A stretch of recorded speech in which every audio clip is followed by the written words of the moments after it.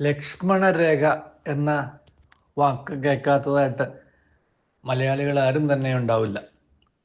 രാമായണത്തിൽ നിന്ന് ആണ് അത് ഉടലെടുക്കുന്നത് തന്നെ.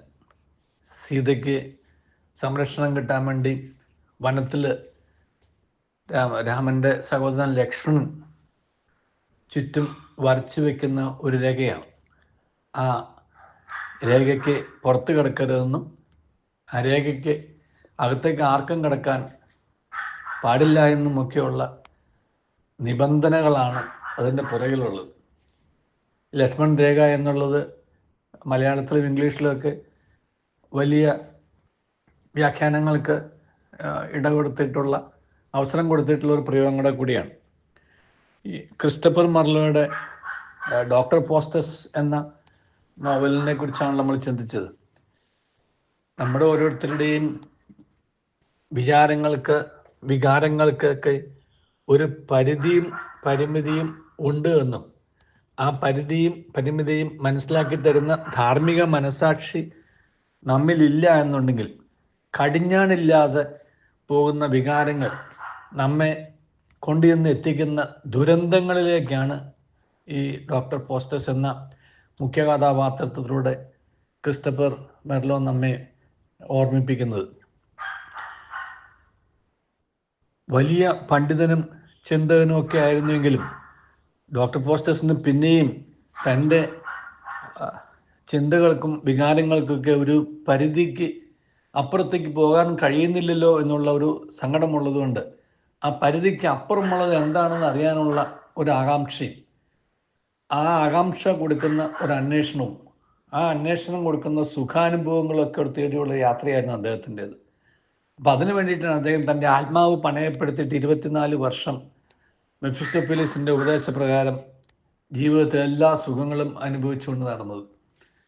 അദ്ദേഹത്തിന് ദൈവം കൊടുത്ത കഴിവുകളിലൂടെ അദ്ദേഹത്തിന് ആവശ്യമായിട്ടുള്ള അറിവും അദ്ദേഹത്തിന് ജീവിതത്തിൽ അനുഭവിക്കാവുന്ന സുഖങ്ങളും എല്ലാം ഉണ്ടായിരുന്നു. പക്ഷേ അതിൻ്റെ ലക്ഷ്മണരേഖ കടക്കണം എന്ന് ഉള്ള ദുർമോഹം ഉണ്ടായപ്പോഴാണ് അപകടങ്ങളുണ്ടായത്.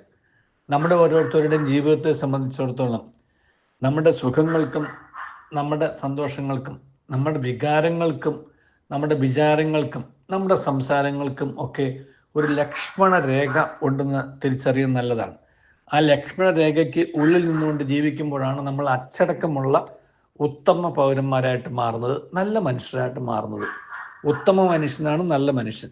ആ നല്ല മനുഷ്യൻ എന്ന് പറഞ്ഞാൽ തൻ്റെ ജീവിതത്തിൽ അച്ചടക്കം പാലിക്കുന്നവനാണ്. ആ അച്ചടക്കം എന്ന് പറയുന്നത് ഈ ധാർമ്മിക മൂല്യങ്ങൾ പാലിച്ചുകൊണ്ട് ധാർമ്മിക മനസാക്ഷിയുടെ സ്വരം ശ്രവിച്ചുകൊണ്ട് തൻ്റെ ആന്തരിക സൂചിക ആ മൂല്യങ്ങളുടെയും തത്വങ്ങളുടെയും നേർക്കാഴ്ചയിലൂടെ തന്നെ സഞ്ചരിക്കുമ്പോൾ അവിടെ നമ്മുടെ ഒരു പരിധിക്കപ്പുറത്തേക്ക് മോഹങ്ങളെ കടത്തിവിടാതെ അച്ചടക്കത്തോട് ജീവിക്കുന്നവനാണ്. അങ്ങനെയുള്ള ഒരു നല്ല അച്ചടക്കമുള്ള മനുഷ്യരായി നാം ജീവിക്കുമ്പോൾ നമ്മുടെ അച്ചടക്കം നമ്മുടെ വിധി നിർണ്ണയിക്കും. നമ്മുടെ ഡിസിപ്ലിൻ ഡിസൈഡ്സ് മൈ ഡെസ്റ്റിനി എന്നുള്ള പദങ്ങളുടെ അർത്ഥം മനസ്സിലാവും.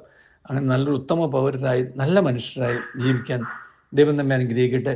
ന്യായമായ എല്ലാ അനുഭവങ്ങളുടെയും കടന്നു പോകാനായിട്ടുള്ള എല്ലാ സൗകര്യങ്ങളും എല്ലാ അവസരങ്ങളും ദൈവം ആ ലക്ഷ്മണൻ രേഖയ്ക്ക് അകത്ത് തന്നെ തന്നിട്ടുണ്ട്. അതിൻ്റെ അപ്പുറത്തേക്കുള്ളത് അന്യായവും അതിര് കടന്നതും കടിഞ്ഞാൺ പൊട്ടിച്ചു പോകുന്നതുമാണ് നമ്മൾ തിരിച്ചറിയുക. കടിഞ്ഞാണിൻ്റെ ഉദ്ദേശം തന്നെ നിയന്ത്രിക്കുക എന്നുള്ളതാണ്. ആ നിയന്ത്രണം അവനവൻ്റെ കയ്യിലാണ്, അത് ദൈവത്തിൻ്റെ കയ്യിലല്ല, മറ്റാരുടെയും കയ്യിലല്ല. അതിന് വിധിയെ പഴിച്ചിട്ടും കാര്യമില്ല.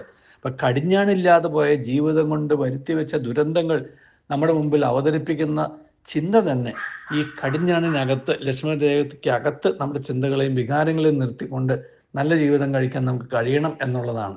അങ്ങനെയുള്ളൊരു നല്ല ജീവിതം നമ്മുടെ ജീവിതത്തിൻ്റെ വിധി നിർണ്ണയിക്കുന്ന ഒരു ജീവിതം തന്നെ ആവട്ടെ.